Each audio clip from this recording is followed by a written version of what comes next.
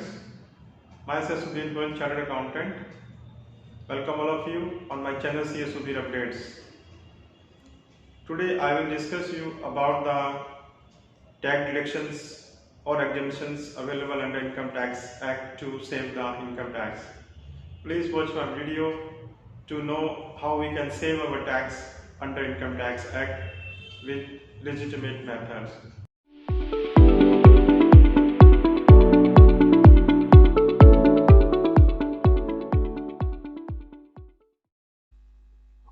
दोस्तों, आज मैं आपको बताने जा रहा हूँ कि हम अपना टैक्स कैसे बचा सकते हैं।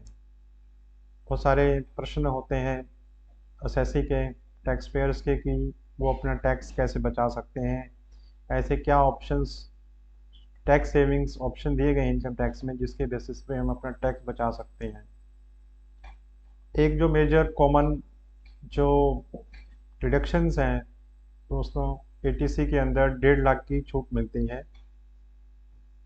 ये कॉमन 1.5 लाख तक की ही छूट तक लिमिट है। कोई भी हम इन्वेस्टमेंट करते हैं जैसे कि PPF, LIC, tuition fees etcetera, जो मैक्सिमम अमाउंट की लिमिट है वो 1.5 लाख है। अगर हमने इन्वेस्टमेंट इन चीज़ों में 1.5 लाख से ऊपर भी की है तो हमें उसको 1.5 लाख तक ही मिलती है। इस 1.5 लाख के अलावा बहुत लोगों को नहीं पता है कि उसकी टैक्स सेविंग्स और क्या क्या हैं जिसके बेसिस पे वो अपना टैक्स बचा सकते हैं। एक दोस्तों, एक है सेक्शन 80CCD 1B। इसके अंदर, इसके तहत हमें 50,000 तक की इन्वेस्टमेंट तक का जो है हमें डिडक्शंस मिल जाती है। इसकी जो मैक्सिमम कैप है वो अप टू 50,000 है। एक है दोस्तों tax saving on repayment on education loan under section 80E। अगर आप किसी अपने बच्चे के लिए हायर एजुकेशन के लिए लोन लेते हैं तो उसके जो इंटरेस्ट पेमेंट है उस पर भी आपको छूट मिल जाएगी। इसमें कोई लिमिट नहीं है और ये आपको मैक्सिमम 8 साल और जो भी टेन्योर है उस पीरियड तक आप अवेल कर सकते हैं। तीसरी दोस्तों, एक हेल्थ इंश्योरेंस प्रीमियम। ये भी लोगों को पता है, लेकिन ये नहीं पता कि उसमें कितनी लिमिट, उसमें कितनी आपको डिडक्शंस मिलेगी। अगर हेल्थ इंश्योरेंस अगर खुद या बच्चों का कराता है, अगर उसमें कोई सीनियर सिटीजन नहीं है तो मैक्सिमम लिमिट जो है 25,000 है। अगर वो पेरेंट्स का भी कराता है तो 25,000 की भी और मिल जाती है। अगर उसके पेरेंट्स सीनियर सिटीजन है, यानी कि उनकी एज अगर 60 से ऊपर है, तो उनको 50,000 का और हेल्थ इंश्योरेंस की डिडक्शन मिल जाएगी। अगर खुद कोई मेंबर 60 इयर्स का है और उसके सीनियर, उसके जो पेरेंट्स हैं वो भी 60 अबव हैं, तो उस केस पे 50,000 खुद के लिए और 50,000 पेरेंट्स के लिए मिल जाती है। अगली होम लोन की, अगर किसी ने होम लोन रेजिडेंशियल के लिए लिया है, रेजिडेंशियल प्रॉपर्टी के लिए अगर होम लोन है, तो वो इंटरेस्ट, अगर सेल्फ ऑक्यूपाइड प्रॉपर्टी है तो 2 लाख तक वो अपना इंटरेस्ट अवेल कर सकता है, इंटरेस्ट पे डिडक्शन अवेल कर सकता है। अगर कंस्ट्रक्शन के लिए है तो कंस्ट्रक्शन जो है विद इन 5 ईयर जो है कंप्लीट हो जानी चाहिए। एक जो new first home loan, first time owner है, उसके लिए 50,000 की लिमिट और मिल सकती है, प्रोवाइडेड जो प्रॉपर्टी की वैल्यू है वो 50 लाख से नीचे हो और जो लोन की अमाउंट है 35 लाख या इससे कम हो। 2 कंडीशन सेटिस्फाई करनी है तो उसको 50,000 की एक्स्ट्रा डिडक्शन और मिल जाएगी 2 लाख के अलावा। दोस्तों, अगर किसी को अगर एचआरए मिल रहा है, अगर उसने अपने एचआरए में क्लेम नहीं किया है तो उसके पास एक ऑप्शन और है, या जो सैलरीड पर्सन नहीं है उसके पास एक ऑप्शन और है जो अपना 80G में इंटरेस्ट की छूट ले सकता है, जो कि मैक्सिमम 5,000 पर मंथ है। 60,000 तक वो अवेल कर सकता है।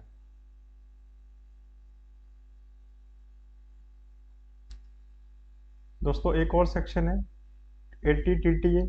अगर आपकी सेविंग इंटरेस्ट से इनकम आ रही है तो 10,000 तक आप जो है एग्जम्पशन ले सकते हैं। अगर आप सीनियर सिटीजन हैं तो आपको 50,000 जो है तक मिल सकती है। अगर सीनियर सिटीजन है तो उनको जो फिक्स डिपॉजिट्स है बैंक्स की और जो फिक्स डिपॉजिट्स हैं बैंक्स की उस पे और सेविंग इंटरेस्ट दोनों मिला के 50,000 तक अवेल कर सकता है।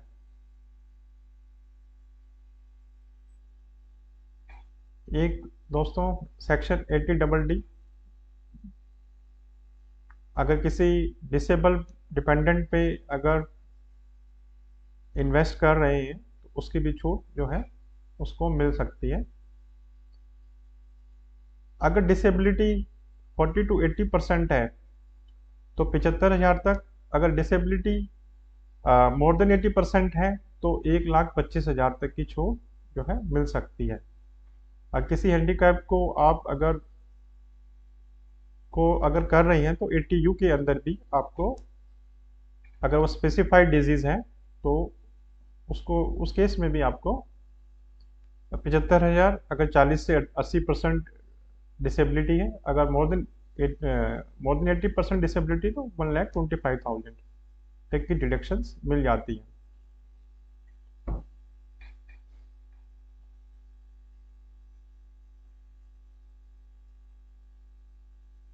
डिसेबिलिटी अगर 80% से अधिक है तो 1.25 lakhs। एक दोस्तों एक और सेक्शन है 80DD।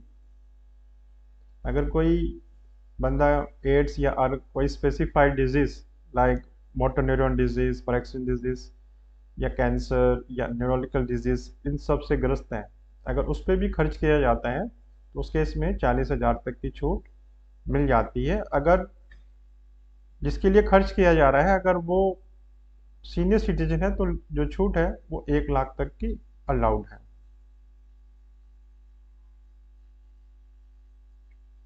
डिपेंडेंट होना चाहिए और स्पेसिफाइड डिजीज से ग्रस्त होना चाहिए तो 40,000, और सीनियर सिटीजन केस में 1 लाख तक अवेलेबल है। दोस्तों अगला है 80G डोनेशन का। अगर डोनेशन देते हैं तो उस केस में भी छूट मिल जाती है, और इसमें दो कैटेगरी की डोनेशंस होती हैं, एक जिसमें 50% अलाउड है, एक जिसमें 100%। इनमें एक मैक्सिमम कैप है 10%, जो आपकी एडजस्टेड ग्रॉस टोटल इनकम है उससे अधिक नहीं होना चाहिए।